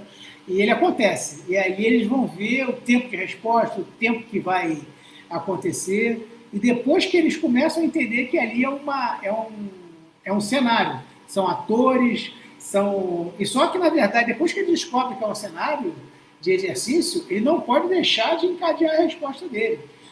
Isso é muito interessante, porque se um recurso importante para aquele cenário vai demorar 10 minutos, então depois de 10 minutos ele vai ter o recurso que ele precisa. Né? Isso é muito interessante. Né? Pode passar, Simone. Então, o que eu falo, gestão da informação em tempo real, né? E aí é que a gente trabalha muito com essa informação, né? De que você pode ter todo o tempo pessoas engajadas e acompanhando isso. Né? A segurança pública, ela já desenha isso de uma forma que são as câmeras corporais dos agentes de segurança. Né? Então, quer dizer, você tem, na realidade, você tem na retaguarda uma pessoa que tem experiência com aquele cenário adverso que aquelas pessoas estão entrando ali, e você está trocando informação ali, avança, recua. Né? Então, esse modelo, claro, guardando as devidas proporções de segurança pública para atenção à saúde, que ele pode ser totalmente reproduzido. Né? A gente tem, como tem em vários lugares, né, no Rio de Janeiro tem o Centro Integrado de Comando e Controle, que, na verdade, seria a sala de crise. Quando tem um evento diverso, as pessoas convergem para lá e dali as comunicações. Tudo tem que chegar ali, tudo tem que sair dali, e a interação, muitas das vezes, é à distância. É como a Simone pontuou muito bem isso. Hoje, no Brasil, em termos de medicina de desastre, você não tem muitos especialistas. Você não tem muitas pessoas que trabalhem isso. Então, se essa pessoa pode ser alcançada em qualquer tempo, a qualquer hora, num lugar qualquer que ela esteja, e possa agregar uma informação a mais a esse tipo de cenário, isso é um divisor de águas. Né? E, na verdade, com isso, você trabalha também a saúde num contexto amplo, não só da assistência. Né? Então, a saúde está aí relacionada também à questão das emergências epidemiológica, né, que tem hoje em dia a vigilância epidemiológica faz isso muito bem, os CIEVs, né, eles monitoram todos os cenários, principalmente de situações que possam causar agravo à saúde, né, e trabalhou muito bem na Covid. Agora, a gente teve um cenário da cobertura vacinal que caiu no Brasil pós-pandemia, né? Teria que ser o contrário, né? A cobertura vacinal tinha que aumentar, né? Mas ela caiu e, infelizmente, a gente tem visto casos de poliomielite no norte, agora aqui no Rio de Janeiro surgiu o sarampo, né? Então, a gente está aí com um monitoramento disso, e isso elabora planos de resposta mesmo. Né? Então, esse alcance ele é nacional, mundial, e com pessoas que têm bastante expertise e formação nessa área. Né? Pode passar, Simone, por favor. Tá? Isso aqui que eu coloco, que é gestão da padronização e heterogeneidade, ela é muito interessante por causa disso. O ambiente de desastre ele já é diverso por si só. Ele já é um ambiente que é um caos no início, né? E você tem múltiplos intervenientes ali. né? Então, você tem que criar uma cadeia de comunicação, uma cadeia de resposta, e muitas das vezes você precisa esclarecer isso para a população, né? Para ela entender que ali também, naquele evento, existe uma lógica de atuação. Eu tenho um exemplo, assim, para pontuar nisso, que nas enchentes foram mobilizados vários profissionais de saúde para a região serrana do Rio de Janeiro. E aí chegaram algumas pessoas lá com formação em medicina, enfermagem, tudo, e que de imediato eles não foram autorizados a trabalhar, porque eles precisam ser identificados, qualificados, né, orientados para depois entrar num ambiente para eles realmente serem úteis nessa ação, né? E aí a pessoa que inicialmente foi impedida gravou um vídeo que viralizou na internet. Olha, eu estou aqui para ajudar, né? E o prefeito não quer deixar eu fazer nada, né? Ele acha que ele é auto... Quer dizer, então, aí gera aquela história da fake news. É uma loucura, que você tem que desconstruir uma colocação de uma pessoa que ela realmente foi lá ajudar, mas que, na verdade, existe uma lógica. E ela precisa entender que essa lógica ela também é aplicada ali, né? Então, esse cenário ele é adverso o tempo todo. Por isso que ele precisa também de revezamento, né? Porque uma pessoa, numa situação dessa, ela se esgota, né? E isso aí parte para essa situação, né? De que você tem que identificar os riscos, você tem que... as pessoas que são vítimas ali, elas precisam ser triadas para serem hierarquizadas na forma de tratamento. A gente tem também os implicados, que são pessoas que não se vitimaram, mas que estavam no cenário, que são pessoas que causam uma comoção muito grande, né? E que você precisa, de alguma forma, dar um suporte psicológico para essa pessoa, né? Então, toda essa estruturação de árvore de decisão, ela precisa ser baseada no que você identifica, né? No que você, no seu feeling, né? De estratificar aquele local e a gravidade do local para você trabalhar uma resposta. E volto a dizer, essa resposta, muitas vezes, ela não está escrita no livro, o step by step. Mas ali tem linhas de ações que você vai seguir. Então, eu até brinco, eu falei assim, você no ACLS, você tem lá um protocolo de parada cardíaca, né? Então você faz, agora é o B, né? Você faz o B primeiro, que é compressão torácica, por aí vai. Na medicina do desastre não tem o B, o C, o A, o ABC. Tem assim, você tem essa linha de ação, você tem esse cenário de adverso que você pode encontrar para você adaptar à sua realidade. Pode passar, Simone, por favor. Então, aqui, basicamente, né, gestão de intercorrência, isso aí acontece sempre, né? Então, é evolução em comunicação, gerir mudanças rápidas de planos operacionais, eles podem mudar o tempo todo, né? Apoio rápido à documentação médica, então você já tem que trabalhar com recursos que você sabe que você vai precisar sempre, né? E elaborar protocolos de comunicação interna. Isso é muito importante, que quando você estabelece uma comunicação, ela tem que ser seguida e não pode ser quebrada. Eu gosto de citar exemplos. Teve um incêndio no hospital mais prevalente do que a gente imagina, tá, pessoal? Então, aqui no Rio de Janeiro, pega fogo toda hora em algum local. Então, teve um princípio de incêndio no CTI de um hospital, Carlos Chagas, aqui na zona oeste do Rio de Janeiro, que eu acabei indo para o local. Então, aquela confusão inicial, ela estava ali estabelecida. E a única forma de comunicação efetiva que eu tinha naquele momento era visual. Aí eu comecei a conversar com as pessoas o seguinte, olha para mim, tá me vendo? Então, a partir desse momento, você vai me ouvir e não vai ouvir mais ninguém. Então, a gente vai trabalhar dessa forma. Se você tiver alguma dúvida, você traz a informação para mim e a gente vai ver como vai fazer. Mas deixa que os outros pedidos você não atende. Quer dizer, uma comunicação bastante arcaica, mas que naquele momento foi efetivo, que eu fui delegando funções para as pessoas e as pessoas foram respondendo, né? Então, É claro que hoje em dia existem recursos tecnológicos mil que você pode fazer esse tipo de comunicação, mas eu quis exemplificar com esse mais rudimentar que, no pior dos mundos, ele é efetivo. Tá? E ele é efetivo desde que você tenha mensagens claras, né?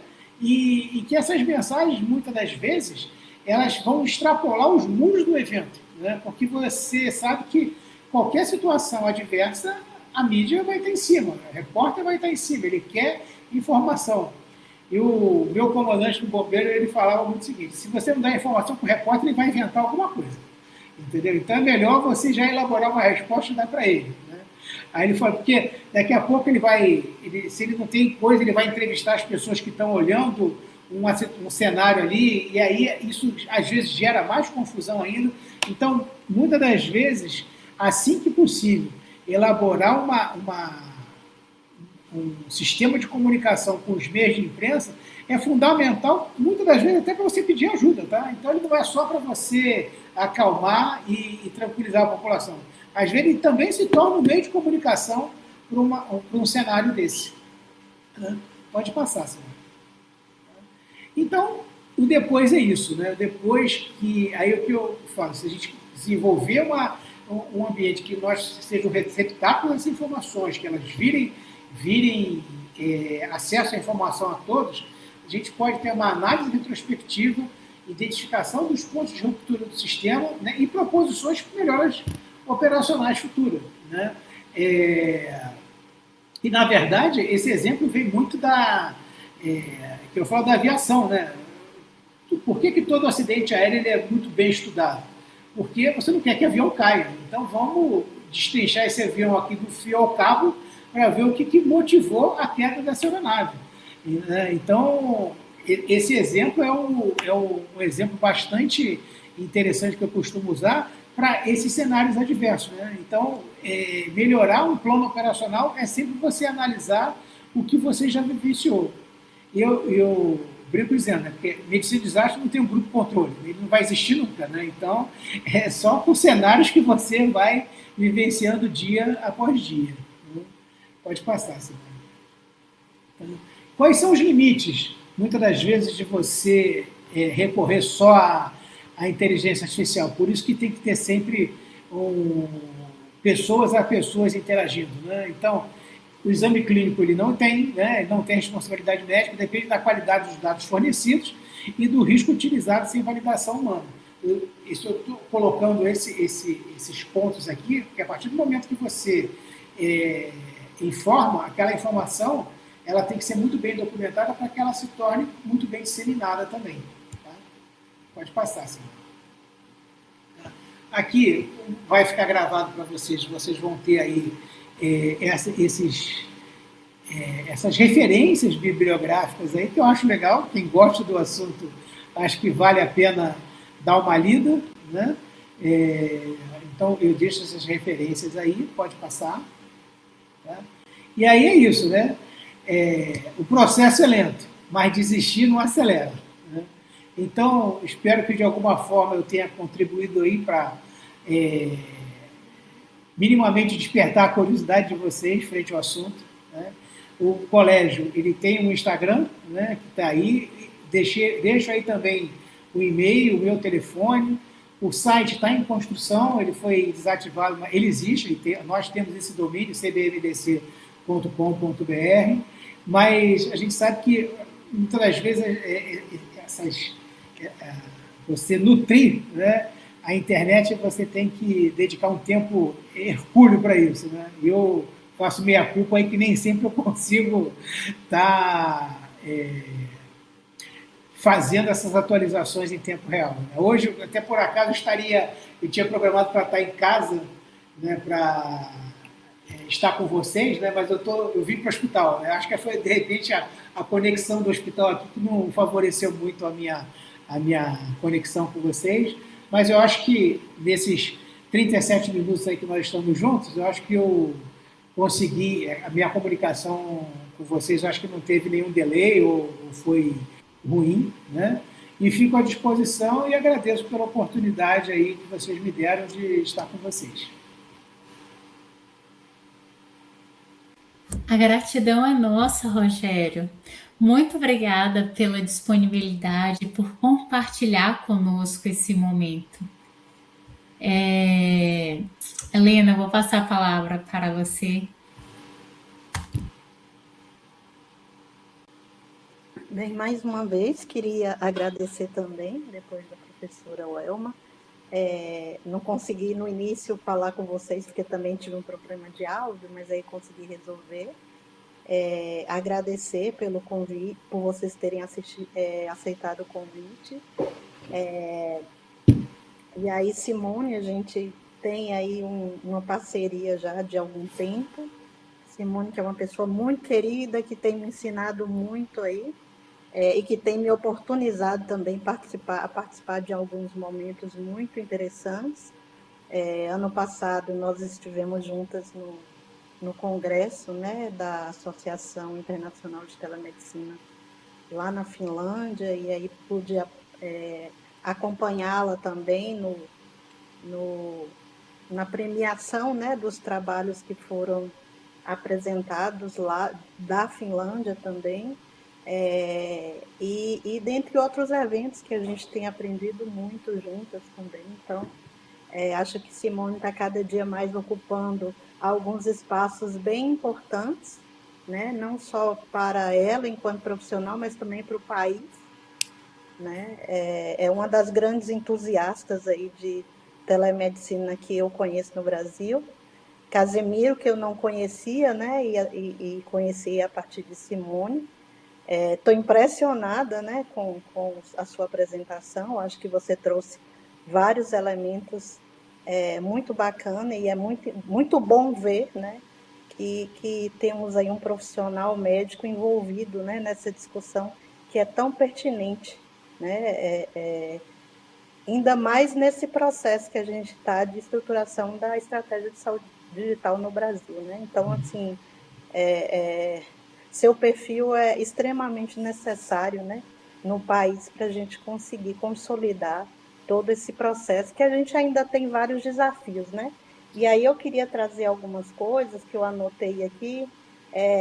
Primeiro, falando sobre quando você fala da inteligência artificial, né?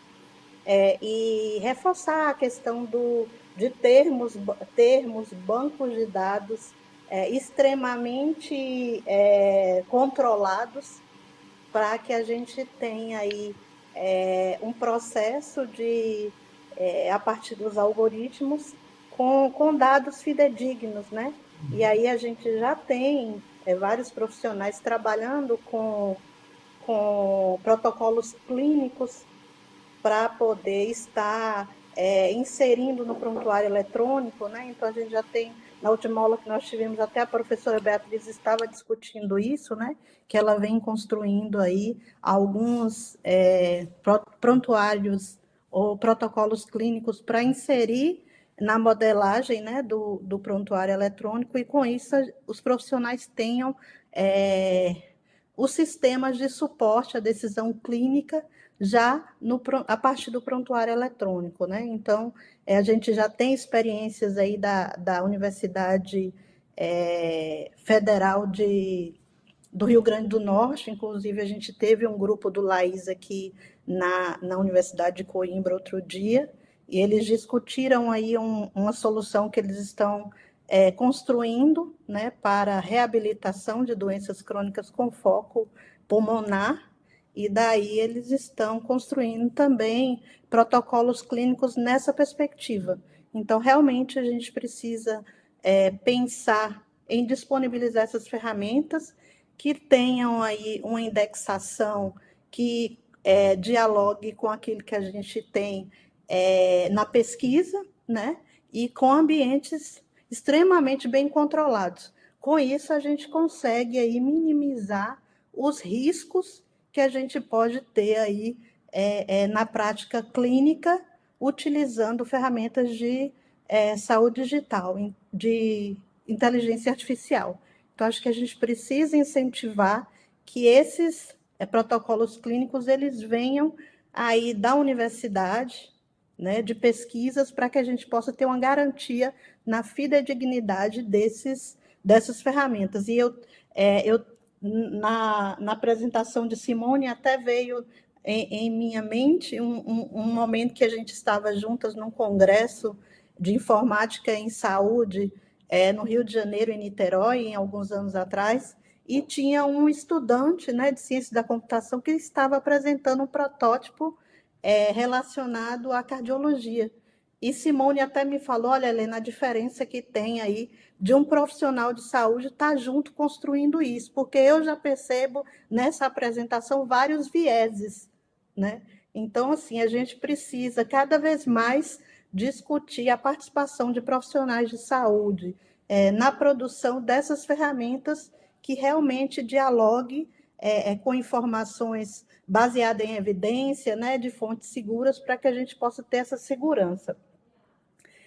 Outra coisa que eu queria deixar aí para vocês dois, eu acho que a gente tem um grande desafio, que é a cultura, né, da utilização dessas ferramentas na prática clínica, né? Hoje, na atenção primária, a gente tem profissionais que resistem muito à utilização dessas ferramentas para poder, como apoio, né, ali na prática deles.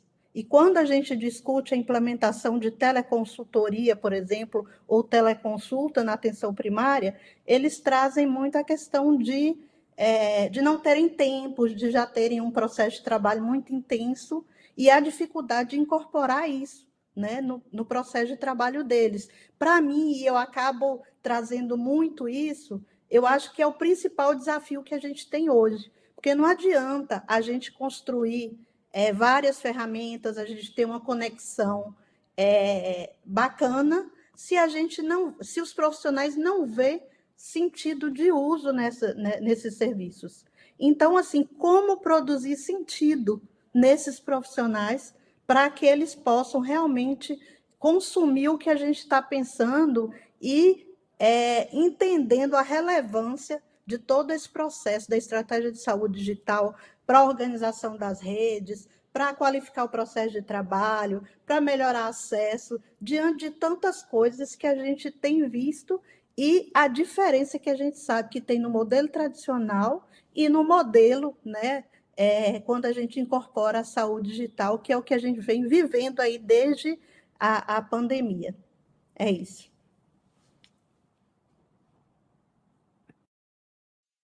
Depois que vocês comentarem, aí a gente passa, então, para os colegas, para que eles possam se colocar em relação a algumas dúvidas, para poder estar aí aquecendo o debate. Helena, quero te agradecer novamente. São anos aí juntas nessa trajetória e vou aproveitar que você fez essa provocação em relação à questão do entendimento, que foi o meu primeiro slide, né? A visão.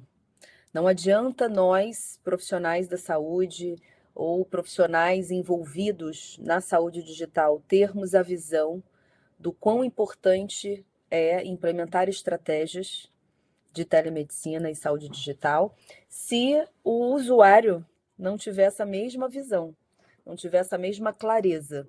E esse é um desafio, não é um desafio só do Brasil, isso é um desafio de qualquer país no mundo de hoje, de desmistificar isso.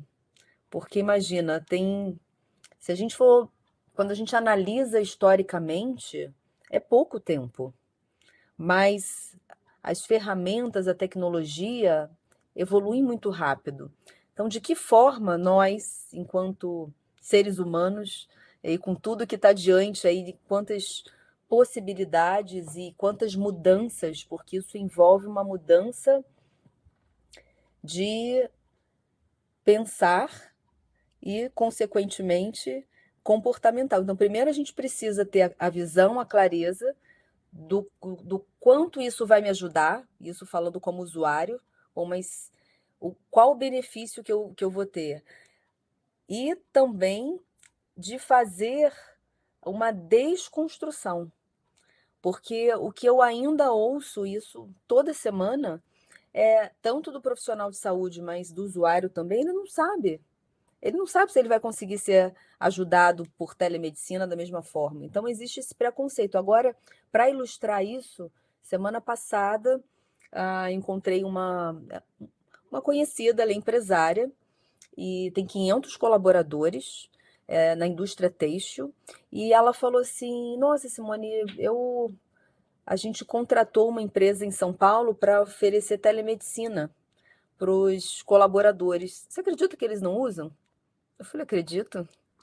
Porque a crença é essa. Ah, não, eu prefiro meu médico lá de longe, ele não vai conseguir, não vai poder me examinar, não vai poder me tocar. Então, acha que não é possível o exame físico à distância. Acha que a qualidade do atendimento remoto ela vai ser pior. São muitas crenças. E a gente sabe que não é para substituir o que a gente faz. Casimiro também trouxe isso. O presencial, ele é o presencial, ele vai. Mas se a gente não tem esse entendimento, e aí o profissional de saúde, a gente não anda. E teve uma situação, o Casimiro comentou, enfim, eu moro numa região que tem muita situação de enchente, de desastre, e ano passado, exatamente há um ano atrás, muita chuva, houve um planejamento por parte do município de uma equipe multiprofissional para se atender às vítimas que precisaram, não só as vítimas, mas numa situação como essa, muitas pessoas que precisaram sair da região mais em perigo, e muitas pessoas abaladas, e aí essa equipe que foi criada, multiprofissional, assistente social, enfermeiro, psiquiatra, psicólogo, para prestar assistência a essas pessoas, estavam ilhadas. Elas não têm como chegar, elas vão chegar lá no... Ou seja, a única maneira de se prestar assistência para essas pessoas é se tiver essa visão e esse entendimento de se implementar estratégias de telesaúde. Senão não vai chegar. E aí, cada vez mais, e aí passa por tudo isso, dessa cultura, desse entendimento. E isso tem que começar pelos gestores. Os gestores precisam ter esse entendimento na prevenção de uma situação de desastre, não só quando acontece. E isso envolve saúde digital, porque o papel da saúde digital em situação de emergência é fundamental, e é tudo integrado. E aí a gente precisa o quê? Ter pessoas capacitadas. Na Covid foi a mesma coisa. Eu tive a oportunidade de participar de um evento que você liderou, lembra, Casimiro, da experiência da aeronáutica na época da Covid, e não tinha gente treinada o suficiente que tivesse experiência em resgate aéreo. E como eles fizeram isso? As equipes precisavam descansar, e não só isso, as equipes estavam adoecendo, porque as equipes também pegavam Covid. E aí, você não tem, não tem profissionais habilitados e capacitados para enfrentar aquilo, não tem intensivista, não tem... Como é que você estrutura isso? Você precisa ter toda uma situação de prevenção, de ser pensado antes, não só durante a situação da crise. E quando a gente traz para o cenário de emergência, é a mesma coisa. A gente precisa atuar lá nessa prevenção. E para isso a gente precisa de ter eventos como esse. A gente precisa estar lá na graduação para que o aluno, para o futuro profissional, que vai liderar, que vai ser um futuro gestor, entenda a base disso, a raiz, a estrutura.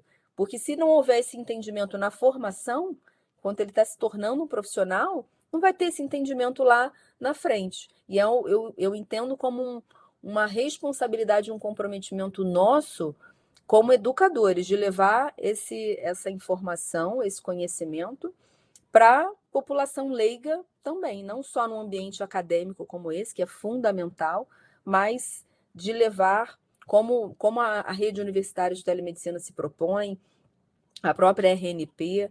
Então, mais uma vez, eu parabenizo vocês por essa iniciativa e que isso certamente se perpetue, né? Que todo ano a gente possa estar aqui debatendo, aprendendo juntos, para que a gente possa também pensar em estratégias. Como que a gente vence isso? Como é que a gente consegue desconstruir isso que ainda está muito enraizado por ser algo muito novo na sociedade?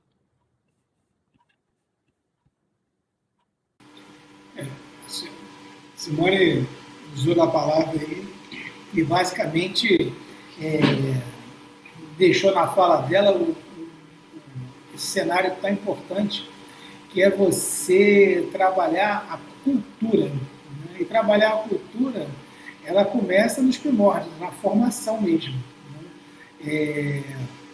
Eu vejo que em algumas situações, que pelo desconhecimento, algumas situações evitáveis, elas são tidas como fatalidade, e muitas vezes não é, né? Então, a partir do momento que você organize a informação e que ela seja entendida por todo um conjunto, né? E quando a Simone colocou muito bem isso, né? Quem é um sistema, né? A própria sociedade ela não é hierarquizada, né? Ela tem sistemas funcionando como o corpo humano, né? É um sistema contributivo onde cada um chega elaborando uma atividade e chega a uma resposta efetiva, né?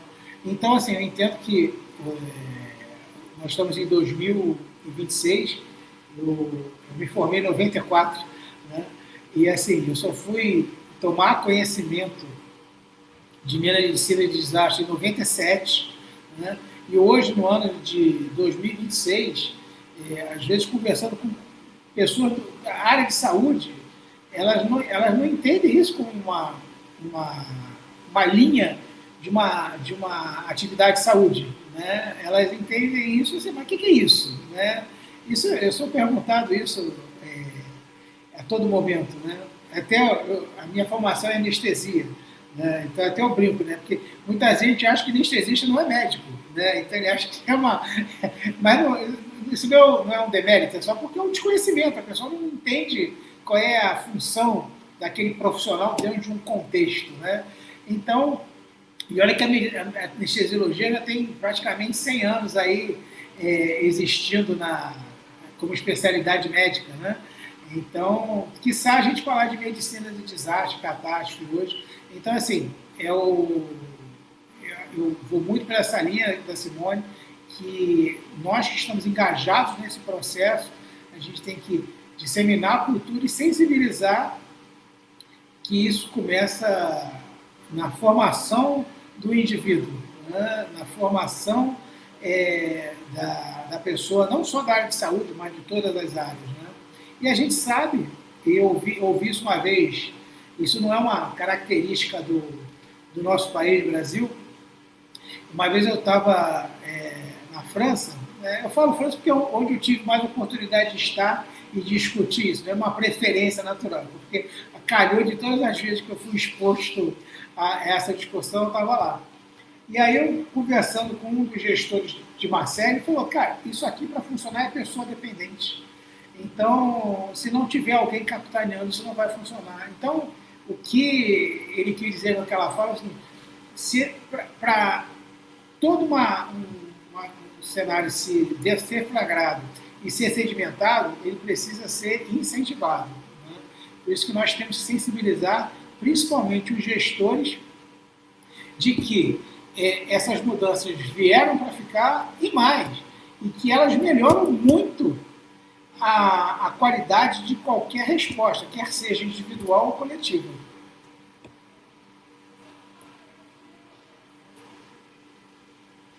E mais uma vez agradeço aí pela oportunidade de fala. Gente, a discussão está excelente. O aprendizado hoje foi assim riquíssimo, ampliando muito o nosso olhar, né? Inclusive, eu me coloco como uma das pessoas que desconhecia essa questão da especialidade médica de medicina e desastre, Casimiro. Então, essa oportunidade para mim foi única. E eu agradeço imensamente a Simone, a Casimiro, né? Vocês nos possibilitaram perceber que a saúde digital se consolida em apoio aos esforços do sistema de saúde para responder aos desafios que exigem rapidez e precisão, com uma resiliência dinâmica. Gostei muito desse termo, Casimiro. Vou buscar utilizá-lo e tentar praticar mais. Gostaria de agradecer a experiência, a vivência de vocês que foi compartilhada conosco. Muito obrigada por esse momento único aqui, a nossa disciplina, e que realmente a gente possa ter, que esse seja o início de uma longa caminhada ainda pela saúde digital, né? Que nós possamos realmente repetir essa disciplina ainda há muito tempo e podendo contribuir para divulgar esse conhecimento, para capacitar as pessoas. Pode falar, Helena. É só rapidamente dizer, Casemiro, Simone a gente já considera aí uma parceira para várias coisas, mas realmente reforçar que a gente vai precisar de você, de seu apoio, da sua colaboração em outros momentos, e a gente queria deixar essa parceria aí firmada para que a gente possa contar com seu conhecimento para nos apoiar em outros momentos. E finalizar agradecendo aí, um grande abraço para vocês. Obrigado, vai ser um prazer participar com vocês em alguma oportunidade futura, com certeza. Obrigada e parabéns mais uma vez. Obrigada a vocês. Uma boa tarde a todos. Até a próxima semana. Muita luz. Tchau, tchau. Tchau.